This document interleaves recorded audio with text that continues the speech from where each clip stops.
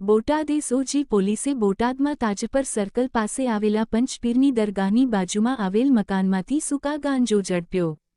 બોટાદ એસઓજીમાં ફરજ બજાવતા પીઆઈ જાડેજાને બાતમી મળેલી કે તાજપર સર્કલ પાસે આવેલા પંચપીરની દરગાહની બાજુમાં આવેલ મકાનમાં સૂકો ગાંજો આવેલ છે,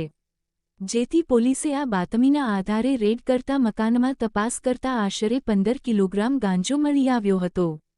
જેથી એસઓજી પોલીસે ગાંજો લાવનાર મહિલા શહેનાજબેન ફારૂકભાઈ કાજીની ધરપકડ કરી પોલીસે ગાંજાનો જથ્થો, મોબાઈલ ફોન, 1800 રોકડા, વજન કાંટો મળી કુલ 1,68,400 રૂપિયાનો મુદ્દામાલ કબજે કર્યો છે અને વધુ તપાસ હાથ ધરી છે। Rajesh Shah, R News, Botad.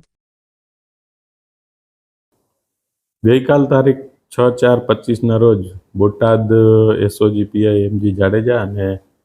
એમની ટીમ, એમાં હેડ કોન્સ્ટેબલ યુવરાજસિંહ અને અન્ય માણસોને એક હકીકત મળી હતી કે બોટાદ પંચપીરની દરગાહ પાસે શહેનાઝબેન કાજી નામની એક લેડી છે સૂકો ગાંજો રાખીને ગેરકાયદેસર રીતે વેચાણ કરે છે। જે હકીકતના આધારે બોટાદ જિલ્લા પોલીસની ટીમ દ્વારા NDPS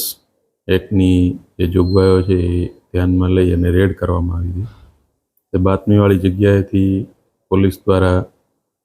15 કિલો અને 560 ગ્રામ, જેની કિંમત 1,56,000 અને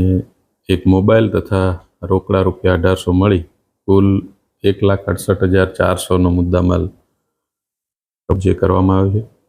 અને આ આરોપી શહેનાઝબેન વિરુદ્ધ NDPS એક્ટની કલમ 8B અને 20C મુજબ ગુનો દાખલ કરી